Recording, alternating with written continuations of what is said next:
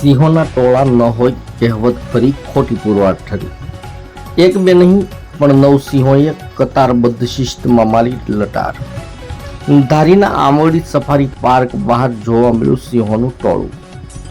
Ambardi safari પાર્કની બહાર 9 સિંહોની લટાર। પ્રસિદ્ધ Khodiyar dam જવાના રસ્તે 9 સિંહોની લટાર। મોડી રાત્રે શિકારની શોધમાં નીકળ્યું હતું સિંહોનું ટોળું।